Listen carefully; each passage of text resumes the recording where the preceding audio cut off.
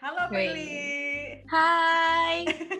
Bisa Shiburi, Desne, apa kabarnya Prilly? Oh, baik-baik saja, puji Tuhan. Puji Tuhan, gengki ya. Gengki. Sepertinya makin ceria ini nih. Hari ini kita mau menghadirkan ke para penonton YouTube Dini Kugatari tentang beasiswa dan juga perjuangan Prilly. Bagaimana bisa mendapatkan beasiswa dan juga kuliah di Jepang dengan biaya sendiri katanya ya. Jadi separuh-separuh nih. Wah, ini kan sebenarnya bukan biaya sendiri. Ya, pinjam orang tua. Oh gitu, ada bantuan orang tua juga. Tapi ada juga kan kerja paruh waktunya juga kan Prilly ya? Oh iya, untuk keperluan pribadi ya. Keperluan pribadinya, iya. Oke, jadi kita langsung mulai aja kali ya wawancara sama Prilly ya. Boleh. Udah banyak teman-teman yang ingin tahu karena sudah banyak yang menanyakan juga gimana sih caranya untuk mendapatkan beasiswa, gimana sih caranya kita nih bisa kuliah di Jepang gitu kan, dan Prilly salah satunya yang berhasil untuk kuliah di Jepang begitu.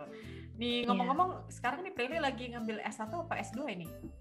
S1 Kak. Lagi ngambil S1, dia masih muda sekali ya teman-teman ya. Enggak. Masih 16 tahun. Masih 16 tahun, lihat mukanya kikis-kikis ketahuan sekali ya. Nah ini jurusan apa nih sekarang Prilly lagi ngambilnya nih? Aku lagi ambil teknik sipil Kak. Dan untuk sekarang ini boleh diceritain nggak Prilly dapat beasiswa apa sih yang tadi kalau dapat beasiswanya itu? Sebenarnya pernah dapat beasiswa sih, sekarang udah lepas dari beasiswa. Jadi dulu waktu zaman sekolah bahasa di JASO, nama sekolah bahasa aku di JASO, itu ada lowongan tawaran beasiswa. Jadi cuma keterima 2 orang dari satu angkatan itu gitu.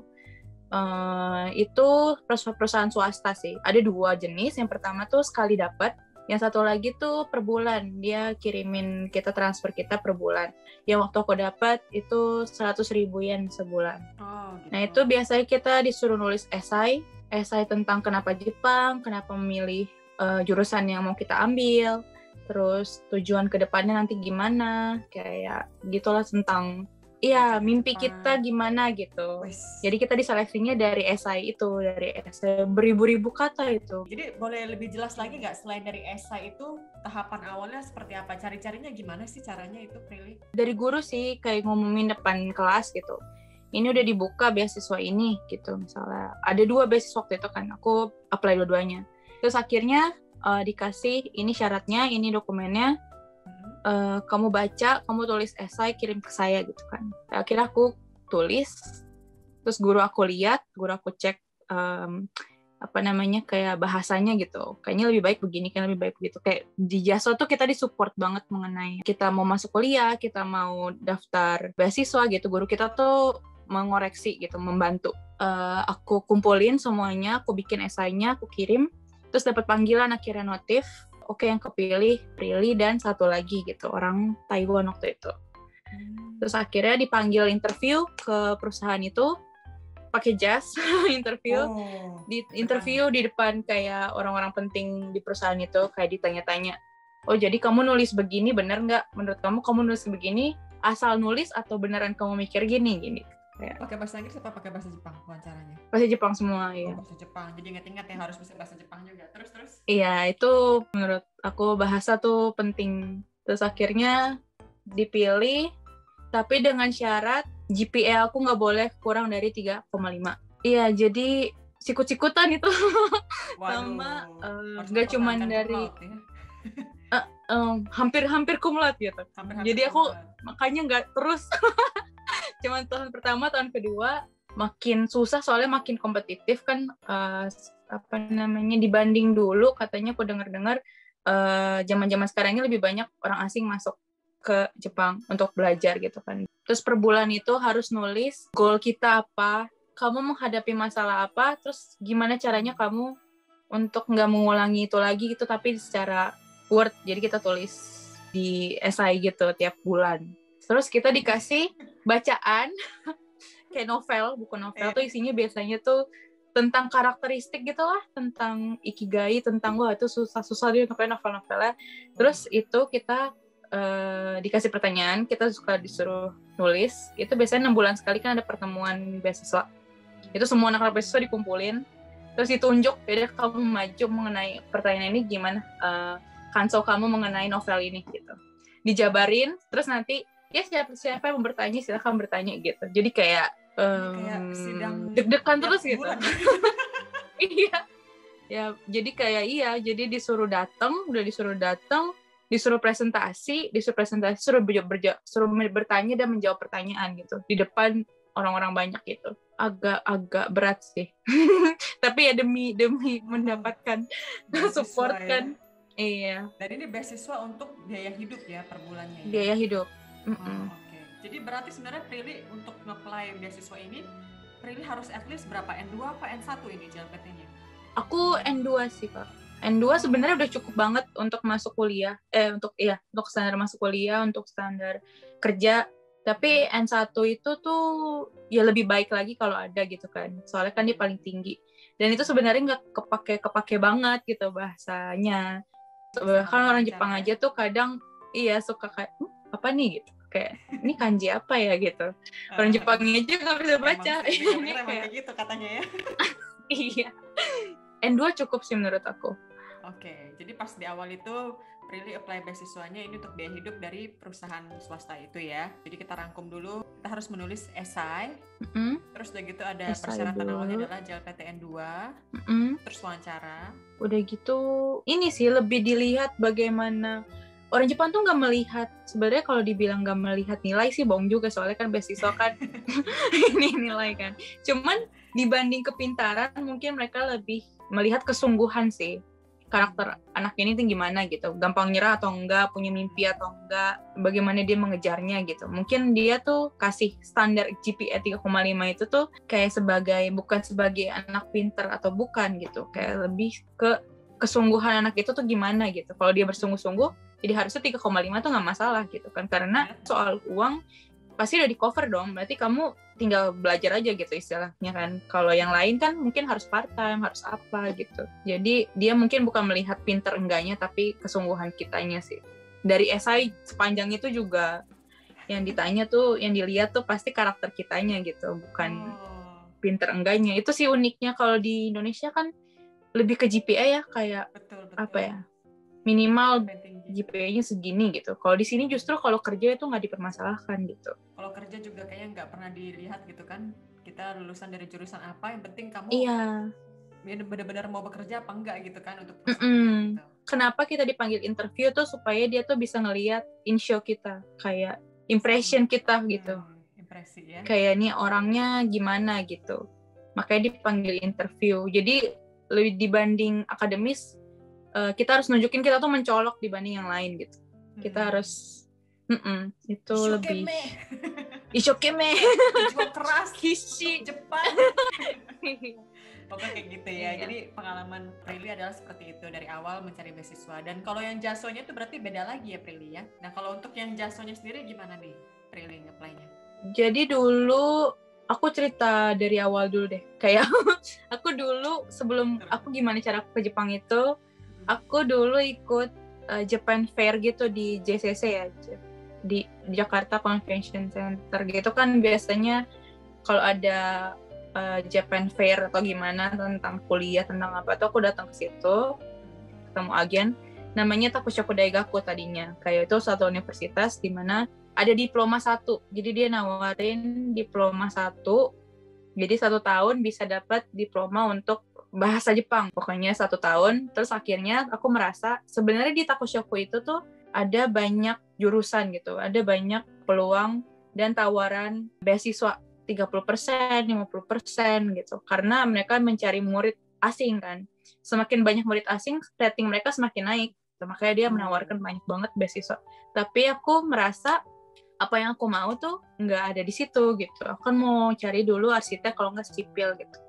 Sedangkan di sana tuh yang lebih ke IPS gitu, kayak bisnis, marketing gitu kan. Nah, aku merasa emang jalan di situ tuh lebih mudah sebenarnya. Kayak udah tinggal disuapin, tinggal jalan aja, nggak usah ada ulangan, nggak usah ada apa gitu. Dapat beasiswa lagi gitu kan. Tapi aku merasa kayaknya enggak deh, kayak beda deh. Aku nggak mau masuk sini deh. Kira aku nyari-nyari sendiri. Dan untuk 1 tahun bahasa itu, kemampuan aku tuh kurang cukup untuk bisa mengikuti pelajaran di kampus. 1 tahun itu aku yang 3. Makanya aku cari sekolah bahasa lain yang punya program untuk sambil juken. Juken tuh ikutin SNMPTN gitulah, kayak gimana sih ada program untuk, kalau di Indonesia kan SNMPTN, kalau di sini tuh EJU kan namanya, kayak untuk murid asing. Jadi dia pakai nilai ulangan itu untuk dipakai untuk kayak standar masuk ke kampus Univ gitu. Jadi aku milih JASO karena dia pagi sampai siang itu Jepang, siang sampai malam itu fisika, matematika, biologi gitu-gitu, yang antara tergantung IPA atau IPS gitu kan. Jadi itu membekali kita untuk ulangan nanti untuk EJU itu gitu. Jadi aku masuk JASO itu juga cara nyarinya aku cari sendiri di internet, sotoy aja. Aku cari di internet, terus aku hubungin, aku telepon, aku coba datang, apa yang dibutuhin, terus dia kasih aku dokumen-dokumen ini harus diisi, sama kalau bisa ada dari sekolah lama di Indonesia gitu kalau nggak salah. Ya sekolah lama di Indonesia kayak kejelasan visa gitu-gitu. Aku kan biaya pribadi kan, jadi mereka mungkin concern kalau tiba-tiba aku tengah jalan nggak ada nggak kuat ekonomi, tiba-tiba berhenti gitu kan. Jadi mereka juga ambil kayak pendapat orang tua gimana gitu kan. Dan itu harus di-translate ke Jepang waktu itu ya. Kalau sekarang Inggris mungkin bisa, tapi waktu itu gue harus Jepang. Dan itu nggak bisa asal translate kan, harus ada kayak stem yang bernotaris, stem orang yang berlicense di Indonesia juga. Jadi ya dikirimin lewat mail, lewat pos. Terus akhirnya aku isi sendiri sisa-sisanya. Terus aku daftar masuk. Biasanya kalau jasa tuh ada dorm. Jadi kita bisa masuk asrama di situ, dapat asrama juga. Ya aku masuk situ selama 1 tahun lagi kan. Soalnya di Jepang itu gak bisa lebih dari 2 tahun kalau mau sekolah bahasa.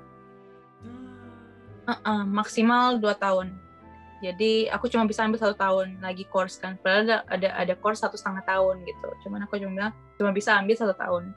Nah di JASO ini aku cari Unive juga cari-cari sendiri.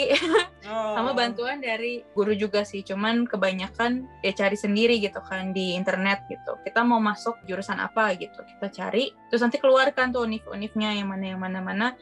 Kita lihat gitu satu-satu. Kita memenuhi syarat ini atau enggak. Biasanya EJU-nya nggak boleh kurang dari segini. Biasanya Jepangnya nggak boleh kurang sini, ada TOEIC, ada TOEFL, ada segala macam, itu kita harus catetin satu-satu. Terus berarti ini harus dikerjain sekarang nih, kita harus ambil TOEFL, TOEIC sekarang nih gitu. EJU-nya segini nih, berarti kita harus ngejar target EJU-nya nggak boleh kurang dari segini gitu. Jadi kita pakai itu untuk apply satu-satu. Nah itu juga apply Univ itu tuh mahal banget biaya pendaftarannya. Kayak biaya pendaftarannya aja untuk daftar aja tuh 35.000. Formulir doang, Kak. 4,5 juta ya. Waduh, mahal iya, banget ya. formulir doang. Kayak makanya kayak kalau orang kaya ya udah kayak udah semuanya gitu kan. Coba deh semuanya gitu. Ya gitu. Tapi kalau nggak punya uang kan, aduh yang mana nih satu-satu nih, aduh gimana itu. Mahal banget. Sedangkan waktu itu tuh pembukaan pendaftaran emang ada univ yang cepat, ada univ yang lama gitu kan. Ada gelombang 1, 2, 3 sebenarnya ada. Cuman kan ada univ yang mau kita masukin tuh pendaftarannya bersamaan gitu. Jadi tapi uangnya gak cukup gitu misalnya. Mau apply 3 gitu, tapi wah kayaknya 3 berarti lebih dari 10 juta kan, 12 juta, bisa 12 juta lebih kan untuk daftar doang gitu. Jadi kayak aku mikir-mikir, ya udah kalau kayak gini caranya aku bikin strategi. Pertama, aku harus ambil satu ini, kalau ini gagal baru aku ambil yang lain gitu. Jadi kayak gambling lah istilahnya, kayak deg-degan juga tuh waktu itu. Gimana kalau nggak dapet nih gitu kan. Terus akhirnya udah untungnya sekali coba aku dapet di univ aku yang sekarang, di Tokyo University of Science ini gitu. Itu juga lewat ini interview, dia termasuk cepat sih Kak. Jadi EJU belum keluar, aku udah dipanggil interview. Jadi nanti dari EJU-nya itu, dari sananya itu langsung dikirim ke kampus aku otomatis gitu. Tapi waktu aku interview itu aku ditanyanya tuh ada papan tulis gede. Ini jurusan aku doang sih Kak, nggak jurusan yang lain nggak. Tapi kayak semua guru, asisten guru tuh ada 15 orang tuh 20 orang gitu. Lawan aku sendiri, jadi kayak 20 orang, aku sendiri. Gitu sendirian, aku buka pintu. Kayak di sidang, duduk di tengah gitu kan. Terus dia bilang nih, baca nih pertanyaannya, nggak apa-apa ya, nggak usah tegang ya. Gimana nggak tegang gitu kan? Semuanya kaki-kaki ngeliat pada aku gitu kan. Gitu. Kan guru-guru semuanya kan udah lumayan berumur kan, saya di Jepang. Terus habis itu aku disuruh kerjain soal basic matematika, fisika, sama apa ya waktu itu ya, kimia. Dalam bahasa Jepang. Di depan ada papan tulis kan, Kak. Aku harus nulis tabel di situ, aku harus nulis semua di situ. Dari 4 soal aku cuma bisa jawab 2 karena nervousnya setengah mati, aku nggak bisa mikir kan, sumpah ngeblank kayak semuanya tuh ngeblank. Aku nggak dikasih tahu ada oral test kayak gitu. Terus akhirnya habis selesai interview aku nangis di luar. Jadi dadakan gitu. Enggak, Kak, harusnya dikasih tahu, cuman waktu itu aku nggak dikasih tahu. Terus habis itu akhirnya 2 minggu kemudian ada notice dari mail pos aku tuh di dorm kan, biasanya kita dikasih 1 box mail satu-satu kan, pos satu-satu gitu. Di pos aku tuh datang notification dari kampus kalau aku tuh diterima. Wih. Nah, ini ya, yang jurusan teknik sipil ini ya? Iya, yang ini. Ini tesnya, waduh. Dan untungnya kan aku kan dapat beasiswa juga. Nah, beasiswa aku kan harusnya 100.000 per bulan kan, tapi karena dia mikirin aku harus hikoshi segala macam, hikoshi pindahan segala macam, dia ngasihnya kayak bonus banyak banget gitu, kayak hampir 30 juta. Untuk aku pindahan, 30 juta rupiah ya, Jepang aku udah mandi uang. Kayak raya. Gitu. Oke, terus. Kayak raya. Iya, jadi aku di sini pindah ke nyari sendiri juga waktu itu ke agen rumah. Jadi dia kayak nyari penjamin juga untuk kayak orang asing tuh agak susah untuk nyewa, untuk ngekos lah istilahnya, untuk nyewa apartemen, untuk nyewa ngekos. Karena biasanya emang rada-rada juga sih orang asing tuh, kadang-kadang emang rada-rada. Kayak tiba-tiba pulang barangnya nggak diapain gitu, kayak banyak orang yang nggak bertanggung jawab gitu. Makanya itu nggak bisa disalahkan juga sih, banyak oyasang yang emang suka milih-milih, nggak mau digakse, nggak mau ini gitu. Dia butuh penjamin, terus beli alat-alat rumah segala macam juga dari uang beasiswa. Jadi ya puji Tuhan. Dengar-dengar Prilly juga part time ya, kalau boleh cerita. Part-time-nya gimana? Gimana cara cari kerjaan part-time? Mungkin teman-teman juga pengen tahu kan gimana caranya. Kita sebagai jadi setelah boleh lepas ya part-time ya? Boleh. Tapi ada aturannya juga. Jadi kayak untuk ryugakse, untuk murid, itu nggak boleh lebih dari 28 jam seminggu kerjanya. Dan kalau misalkan misalnya liburan musim semi atau liburan musim panas, itu boleh 48 jam seminggu. Jadi naik 20 jam, iya. Kalau misalnya untuk wawancara Baito-nya sendiri gimana nih caranya nih? Kalau Baito awalnya aku biasanya cari di Town Work. Ya, itu jadi kayak ada platform untuk orang-orang nyari kerja. Iya, Town Work. Jadi mana Town Work? Jadi kayak di situ tuh kita bisa cari berdasarkan kategori, bisa dari area kita tinggal, dari gaji yang mau kita ambil gitu. Dulu tuh aku sempet yang jauh banget yang sampai naik Shinkansen. Itu Resort Baito namanya. Jadi cuma ada pas winter. Itu kayak buat snowboard, buat ski gitu. Aku pernah nyoba itu 3 minggu deh. Itu nginep di sana gitu. Seru banget. Seru Kak. Kayak di situ aku ya. Kayak di anime gitu kan. Kayak manga anime. Jadi yang lain tuh sama temennya gitu kan. Aku tuh sendiri, kayak udahlah sendiri gitu kan. Sambil main, sambil nyari teman, sambil dapat uang juga, kenapa enggak gitu kan, bisa snowboard gratis, kenapa enggak gitu kan. Terus akhirnya aku jadi sebagai pegawai hotel.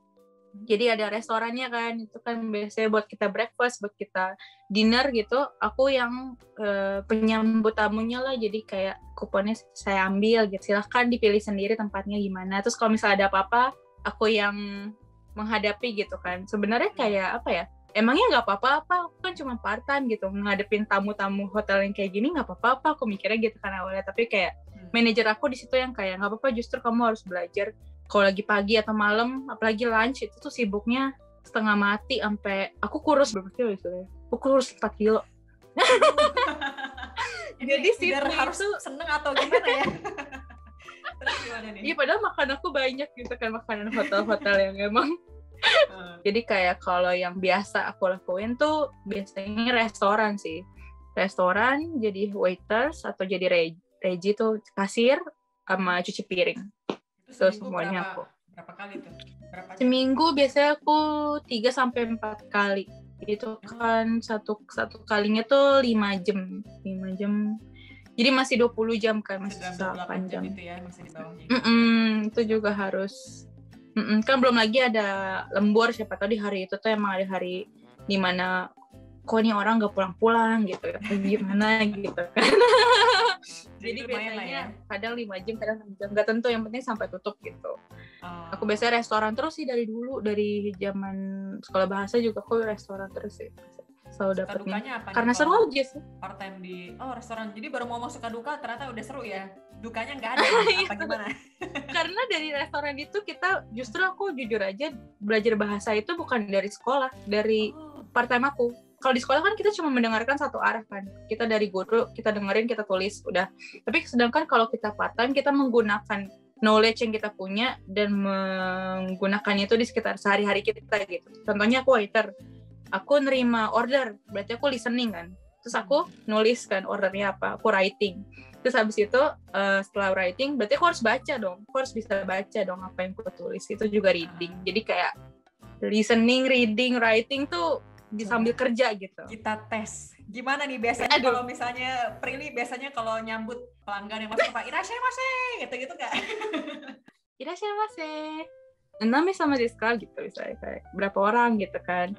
Terus dulu tuh biasanya ada smoking area kan, sekarang udah hilang kan, kayak kitchen seki de yoroshi desu ka gitu. Misalnya nanya mau nggak apa-apa nggak kalau misalnya non smoking area atau mau ngerokok gitu kan. Jadi nanti kita yang antar, hai kochira narimasu gitu, kita kayak antarin kochira desu gitu. Gua ana itashimasu misalnya gitu kan. Terus biasanya gua ana itashimasu, terus akhirnya dikasih oshibori itu kayak buat cuci tangan. Sama ocha atau enggak air putih gitu kan, baru kayak go kimarimashita ra yonde kudasai gitu, yonde kudasai gitu. Ya kalau udah siap tuh silakan panggil gitu. Nanti biasanya kayak aku sumimasen gitu kan, hai kaga itashimasu gitu. Itu pakai keigo ya gitu lah, kayak sopan banget ya, karena adalah raja ya. Bukan aja lagi Tuhan di sini. Tuhan, aduh kacau banget ya. Kalau di sini kacau. Kan mereka suka bilang kayak sama itu kami sama gitu. Kalau ngomong gitu.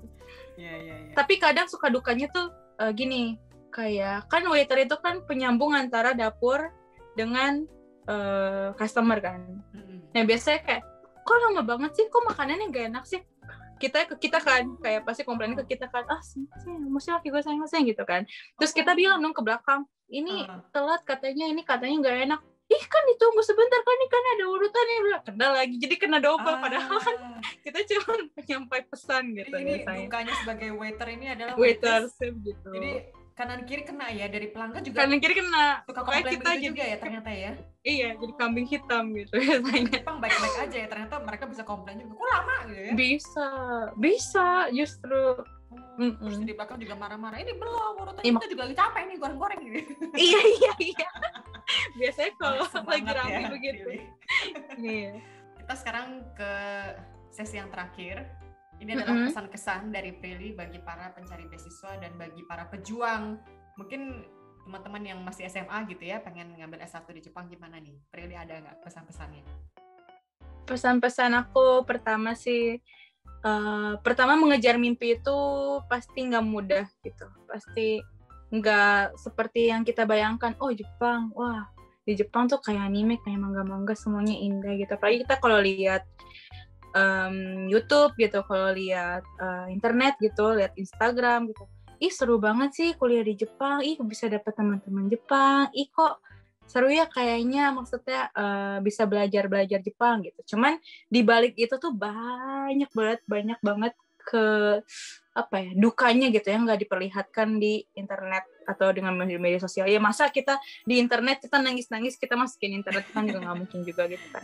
Tapi dibanding senangnya gitu, ada juga dukanya gitu, seimbang lah gitu. Meskipun yang kita bayangin sekarang pengennya gitu indah ya kayaknya, tapi pasti dalam perjalanan meraih mimpi tuh banyak deh titik-titik di mana kayak kita ngerasa nggak sanggup lagi, atau kok kayaknya begini amat gitu, kenapa gue di sini, kenapa gimana nih, kayaknya nggak mungkin gitu. Mungkin ada titik seperti itu, tapi yang penting ini sih ingat tujuan awal sih, kayak gue di sini buat meraih mimpi, gue pasti bisa. Tuhan ngasih gue di sini itu berarti ada tujuannya gue emang harus di sini, gue malah harus melewati proses ini gitu. Jadi trust di proses sih, percaya prosesnya, biarpun itu nggak cuma senang-senangnya doang, banyak sakit-sakitnya, tapi banyak juga pelajaran yang bisa diambil. Jadi semangat dan terus berdoa. Semangat berdoa. Klise sih kedengarannya. Tapi ya harus jangan lupa semangat awal kita lah, itu harus diingat banget.